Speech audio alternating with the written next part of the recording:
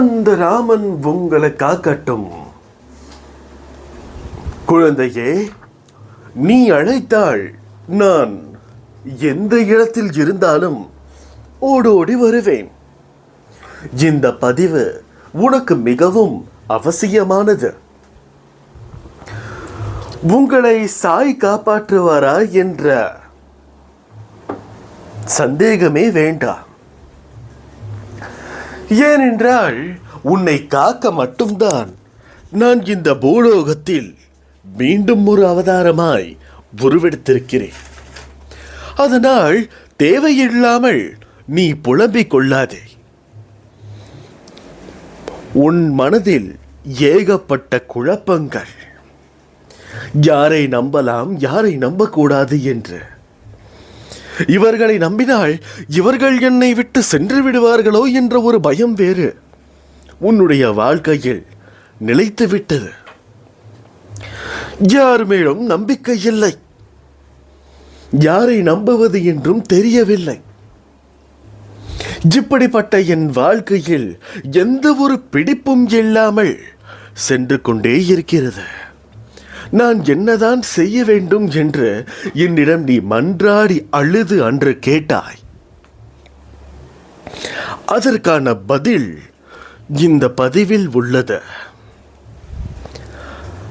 உன்னுடைய வாழ்க்கையில் எத்தனையோ மனிதர்களை நீ சந்தித்திருப்பாய்.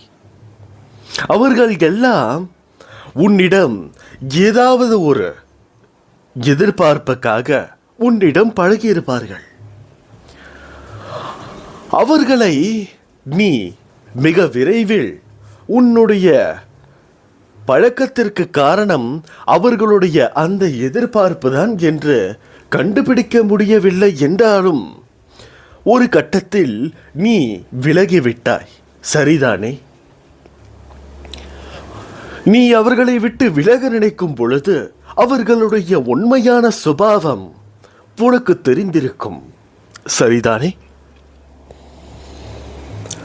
அப்படியெல்லாம் இருக்கும் பொழுது வாழ்க்கையில் சில உறவுகளால் அடிமேல் அடிபட்டு இனி யாரையும் நம்பக்கூடாது, நமக்கு நாமே உதவி, நமக்கு நாமே துணை என்று உன்னுடைய மனம் ஒரு திக்கற்ற நிலையில் இருக்கிறது. அது மிகவும் சரியான முடிவுதான். ஆனால் நீ அந்த நிலைமையில் மிகவும் எளிதாக வந்துவிடவில்லை. மிக பெரிய கஷ்டங்களையும் அவமானங்களையும் சந்தித்து விட்டுதான் வந்திருக்கிறாய். ஆனால் நீ இந்த ஒரு நிலையில் நிலையானவனாக நிற்கிறாயா என்று உன்னுடைய மனதில் நீ கேட்டு பார்த்தால் உனக்கு புரியும். நீ நிலையாக நின்று விட்டால் அதில் எந்தவித பிரச்சனையும் இல்லை. ஏனென்றால் உன்னுடைய வாழ்க்கையும் நீயும் அதற்கு மிகவும் சுலபமாக பழகி விடுவீர்கள். ஆனால் சிலருடைய வாழ்க்கை நான் தனித்திருந்து விடுவேன் என்று கூறினாலும் சில விஷயங்கள் அவர்களுக்கு ஏதாவது ஒரு விதத்தில் ஒரு எதிர்பார்ப்பு இருந்து கொண்டே இருக்கும். எல்லாம் இருந்தும் நம்முடன் உண்மையாக பழகுவதற்கு ஒரு உறவு இல்லையே என்று. அப்படி நீ நினைக்கக்கூடிய அந்த ஒரு விஷயம் நிச்சயமாக சரிதான். ஏனென்றால் ஒவ்வொரு மனிதர்களுக்கும் ஏற்றவாறு இதனுடைய அர்த்தங்களும் பதில்களும் மாற்றமடையும். சிலருக்கு கட்டாயமாக துணை தேவை, சிலருக்கு தனித்து இருப்பதே சாலச் சிறந்தது. ஆனால் சிலருக்கு எந்த முடிவை எடுக்க வேண்டும் என்றே தெரியாது. அந்த ஒரு முடிவை எடுக்காமல் வாழ்நாள் முழுவதும் அதை மட்டுமே நினைத்து கொண்டு அவர்களுடைய கடமைகளை எல்லாம் மறந்துவிட்டு ஏதோ வாழ்க்கை போன போக்கில் கால் போன போக்கில் சென்று கொண்டிருப்பார்கள். இப்படியெல்லாம் உன்னுடைய வாழ்க்கையில் நடந்தால் மட்டும் இந்த பதிவை மேற்கொண்டு கேட்கத் தொடங்க. இப்படியெல்லாம் இருக்கும் பொழுது நான் இதற்கு உனக்கு என்ன ஒரு காரணம், என்ன ஒரு பதில் கூறுகிறேன் என்றால் 3 வழிகள் இருக்கிறது. இந்த 3 வழிகளையும் நீ செய்து பார்க்க தொடங்கு.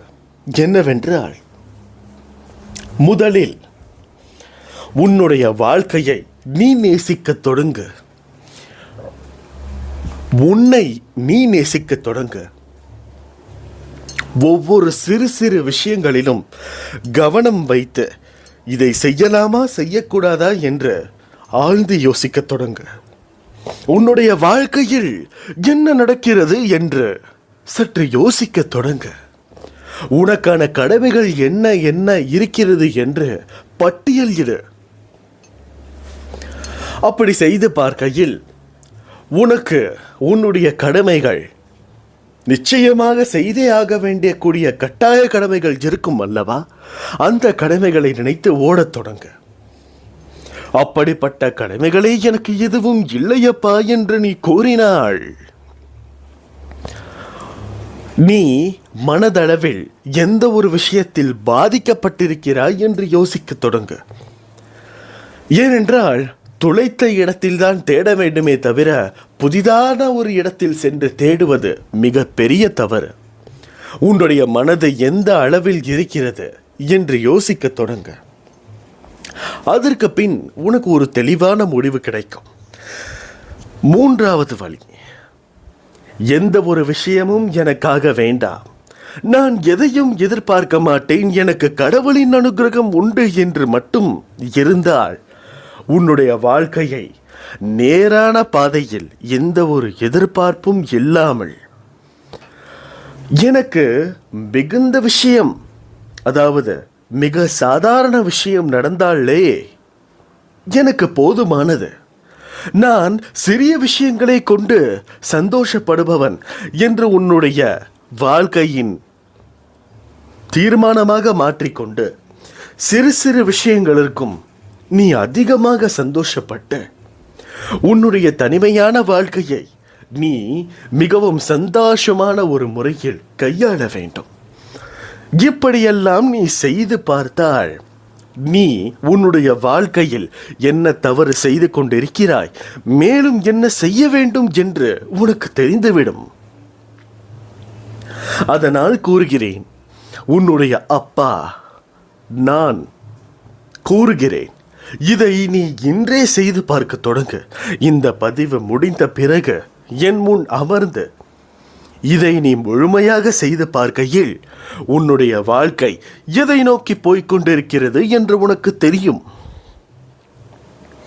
அதை வைத்துக்கொண்டு இதற்கு மேல் என்ன செய்ய வேண்டும் என்று நீ மிக தாராளமாக யோசிக்கலாம். இதை மட்டும் செய்துவிட்டால் உன்னுடைய வாழ்க்கையில் இதற்கு மேல் இதை சம்பந்தப்படுத்திய பிரச்சனை ஒன்றே இருக்காது. நீ தாராளமாக சந்தோஷமாக நிம்மதியுடன் இருக்கலாம்.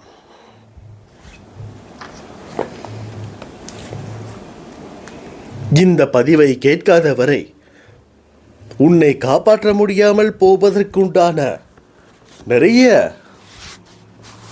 விஷயங்கள் நடக்க காத்திருக்கிறது.